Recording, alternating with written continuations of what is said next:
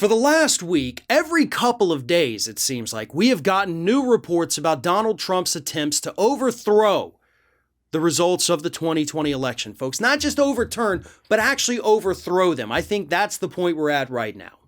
And according to a report from the New York Times earlier this week, Donald Trump personally reached out to Michigan lawmakers to ask them to have local police in the state of Michigan go around and confiscate the voting machines.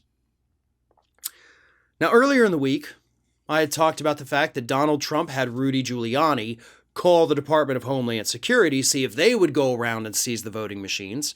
And of course, that call to Homeland Security came after the DOJ refused to go around and confiscate the voting machines, and after the Pentagon refused to go around and confiscate the voting machines.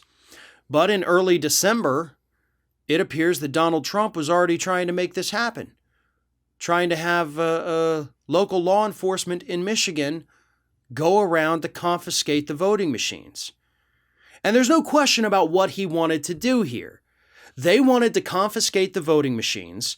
They were going to say that there was some kind of massive interference from China and Venezuela, because that is what Mike Lindell actually laid out in a meeting with Republican lawmakers about seizing the voting machines.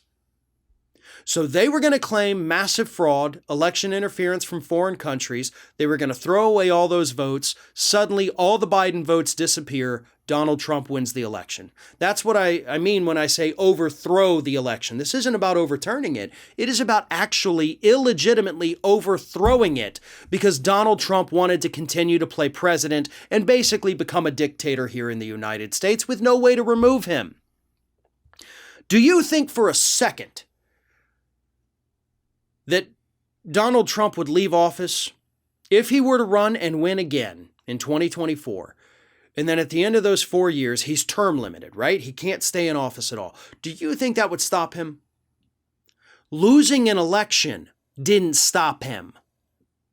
He exhausted all available resources to try to get a hold of the voting machines, to try to overturn it, admitted this past week that he wanted Mike Pence to throw out the Electoral College votes. The Republicans had all these plans nationwide to send in these fake electors. And you really think that Donald Trump would voluntarily walk out of the White House after another 4 years because he served 8? No, hell no.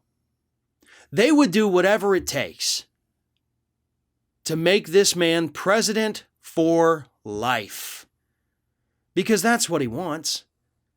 He wants that power. He wants that title. That is why he admires people like Vladimir Putin, who is also president for life. That is what Donald Trump wants. And I guarantee you they would stop at nothing to undo that amendment to our Constitution that put term limits on the President of the United States. They would absolutely try to find a way to keep him in office forever.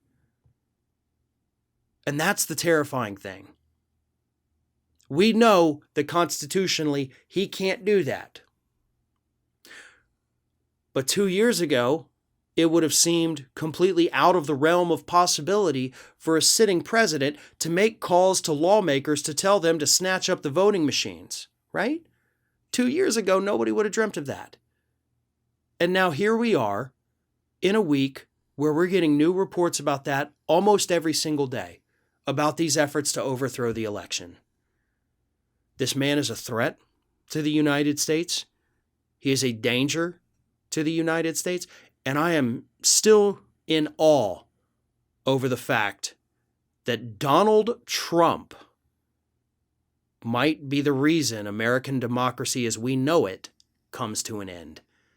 It's a pretty sad end for a once great country, if you ask me. Hey everyone, this is Aspen. And did you know that for the low cost of $0 per day, you can subscribe to the Fair and Balanced YouTube channel? We also encourage you to like, comment, and share. But again, click that subscribe button and help Aspen not be so grumpy.